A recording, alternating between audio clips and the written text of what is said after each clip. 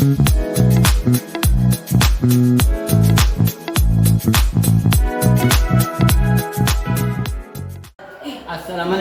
Waalaikumsalam warahmatullahi wabarakatuh. Allahumma salli wa sallim ala sayyidina Muhammad. Assalamualaikum warahmatullahi wabarakatuh. Waalaikumsalam warahmatullahi wabarakatuh. Bagaimana kabarnya anak-anak? Alhamdulillah. Mari kita lanjutkan pembelajaran pada hari ini, yaitu materi IPAS. Dibuka bukunya.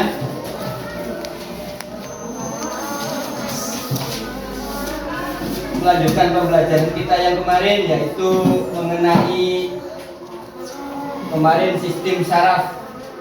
Sekarang mari kita lanjutkan poin penyakit yang berkaitan dengan organ gerak.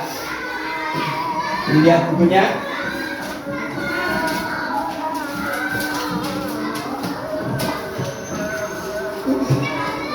Mari kita lanjutkan.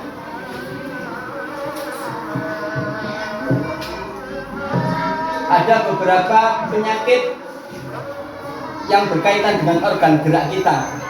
Organ gerak kita ini ada organ gerak yang pasif dan organ gerak yang aktif. Kemarin organ gerak pasif adalah tulang dan organ gerak yang aktif adalah otot. Sekarang kita membahas tentang beberapa penyakit yang diakibatkan oleh organ gerak kita. Satu diantaranya sikap tubuh yang salah. Sikap tubuh yang salah baik itu duduk atau berdiri atau apa saja. Satu. Dua, kekurangan vitamin atau kekurangan gizi, terutama gizi bagi tulang. Yang nomor tiga, akibat serangan kuman atau penyakit. Yang nomor empat, akibat kecelakaan. Jadi pada hari ini kita membahas tentang penyakit yang diakibatkan oleh yang mengakibatkan gangguan pada organ gerak kita. Mari kita mulai satu persatu, yaitu akibat sikap tubuh yang salah. Di dalam materi ini kita membahas tentang sikap duduk atau sikap berdiri atau sikap tubuh yang salah. Nomor satu adalah skoliosis.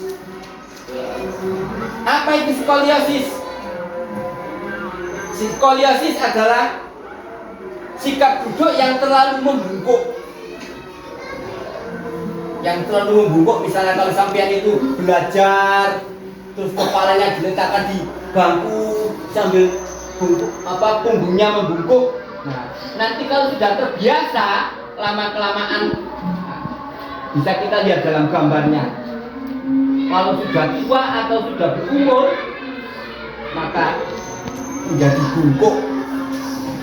Ini bahaya bagi kita. Ya. Bagaimana Pak kalau diluruskan? Kalau sudah bungkuk yang diterapi. Kalau mungkin, kalau masih muda, kalau tua ya sudah nggak bisa. Dua, kifosis. Nah, apa itu kifosis? Sikap duduk yang terlalu membungkuk ke depan. Misalnya begini. Duduknya, tulang punggungnya ini mengarah ke bagian perut. Misalnya, kalau sampai duduk suka ngulet, punggungnya disandarkan pada sandaran kursi, seperti orang ngulet gitu. Nanti kalau lama-kelamaan tulang punggungnya akan melengkung ke depan. Dalam bahasa kita ini dekeng. Ini berbahaya juga. Yang ketiga adalah lordosis atau sikap duduk yang menyebabkan tulang belakang melengkung ke depan. Nah, dari tiga bagian ini yang perlu kita hati-hati. Sikap duduk yang bagaimana yang benar? Tulang punggungnya tegak, tulang punggungnya tegak, lurus maksudnya. Supaya tidak seperti gambar nomor 1, gambar nomor 2, dan gambar yang nomor 3. Nanti kalau sudah tua nanti kita merasakan akibatnya. Kalau sejak muda sudah dibiasakan duduk atau berdiri yang tidak benar. Dulu saya diceritain orang bahwa berdiri lama sedikit punggungnya sudah nggak kuat, cari sandaran. Sekarang Pak Mul sudah berumur, ternyata merasakan kalau Pak Mul itu berdiri tanpa jalan-jalan, berdiri biasa saja, tidak sampai 10 menit atau 5 menit pinggang sudah terasa sakit, kecuali kalau berjalan-jalan, kecuali kalau gerak. Ini.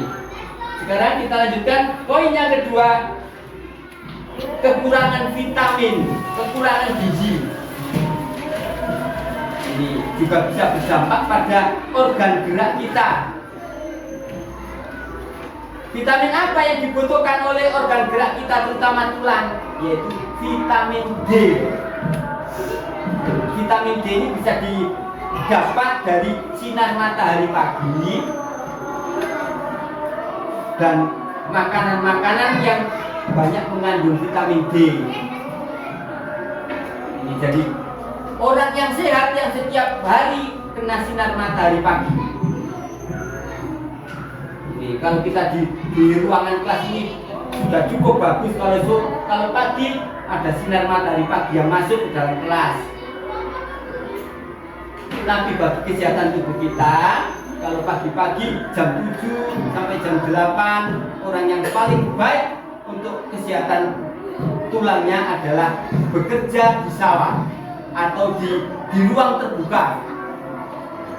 Makanya kalau pegawai-pegawai itu hari Sabtu, hari Minggu jogging atau bersepeda supaya menghilangkan stres-stres pada 5 hari bekerja. Kemudian pada hari Sabtu atau Minggu, Sabtu atau Akad itu digunakan untuk bersantai, berjemur. Kalau turis-turis di Bali berjemur, di sananya jarang kena matahari. Atau barangkali mereka kerjanya di dalam kantor, di ruang. Dan bagi kita yang orang Islami ya tidak baguslah berjemur seperti turis-turis itu. Bagaimana kita mendapatkan sinar matahari pagi? Ya olahraga sudah cukup. Dan setiap hari di negeri kita ini karena negara tropis, maka setiap hari negara kita sudah mendapatkan sinar matahari yang cukup dari pagi sampai sore. Nah bagi turis itu bagaimana kok pakai berjemur? Kadang-kadang di negara barat sana atau di Eropa tidak setiap hari matahari itu ada. Makanya datang kembali berjemur di pantai. Ada yang pernah datang kembali? Nanti kapan-kapan kita sama-sama pergi kembali lihat turis. Setuju? Cocok.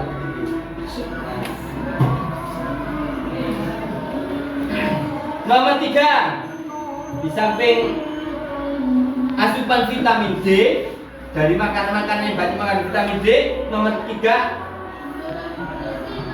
penyakit yang menyebabkan gangguan pada organ gerak. Nomor 3, akibat serangan kuman atau penyakit tertentu.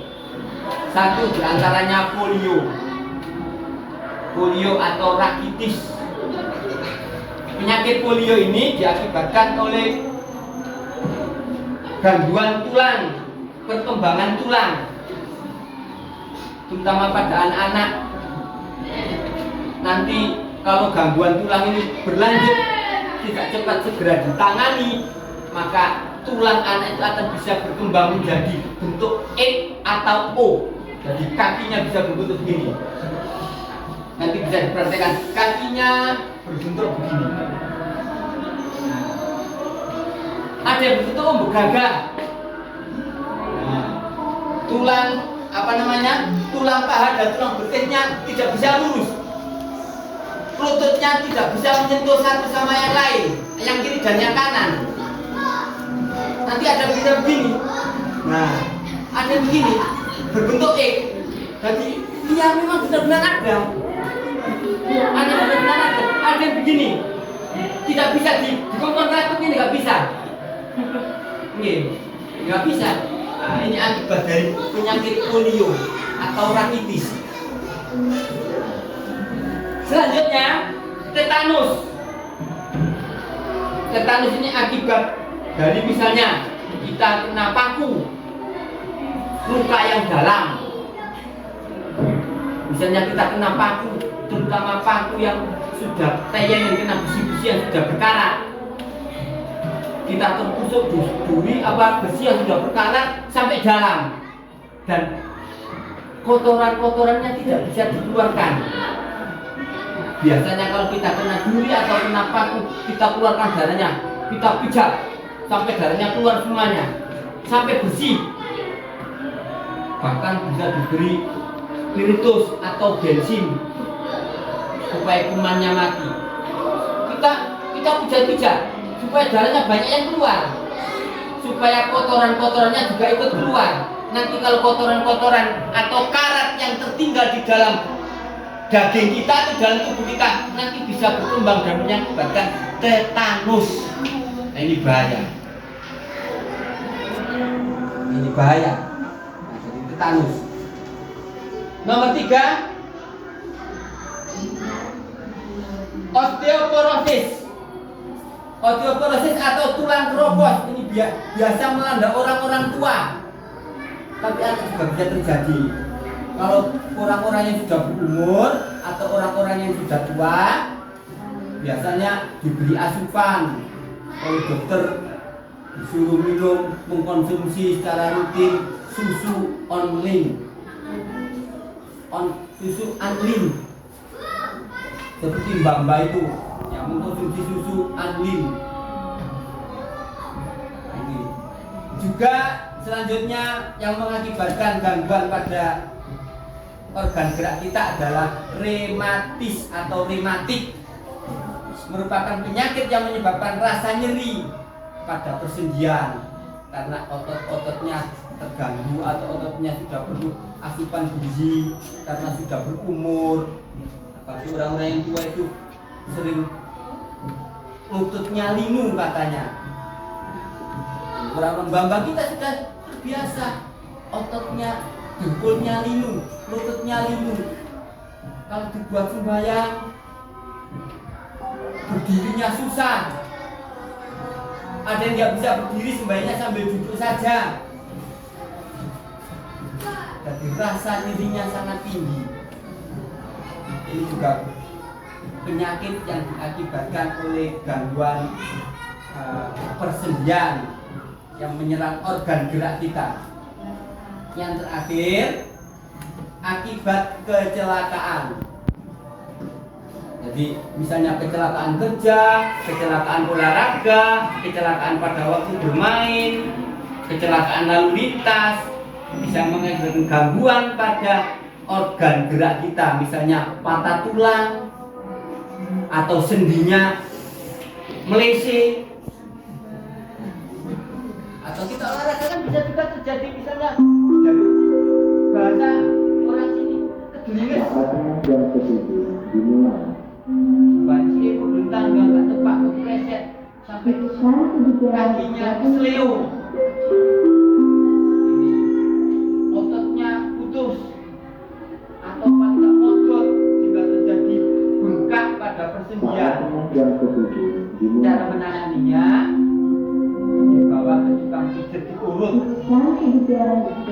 Kalau tidak ditangani nanti berbahaya. Demikian, barangkali ada pertanyaan? Paham? Saya ulangi lagi. Ya, kita adakan penguatan. Jadi beberapa penyakit yang menyebabkan gangguan pada organ gerak. 1. Akibat sikap tubuh yang keliru, yang salah, baik itu duduk atau berdiri. 2. Kekurangan vitamin, terutama vitamin D. Nomor 3, akibat serangan kuman atau penyakit tertentu. Dan 4, akibat kecelakaan. Maka dari itu perilaku kita hati-hati supaya tidak, meskipun sudah dihati-hati ya kemungkinan besar masih bisa terjadi. Demikian kata Adam. La ilaha illallah sayyidina Muhammad Rasulullah SAW.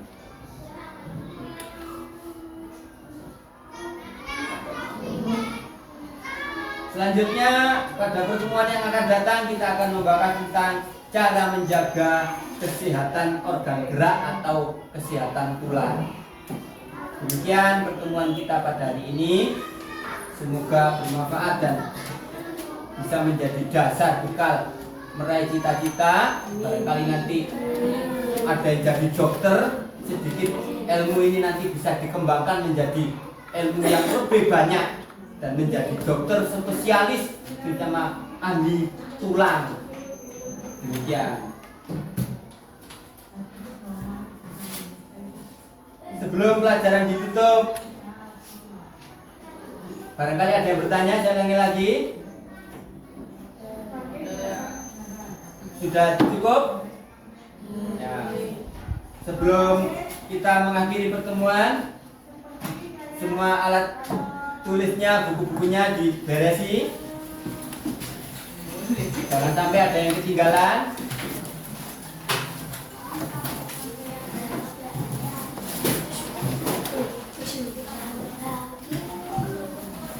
Pensil, ballpoint, penghapus, penggaris, buku-buku.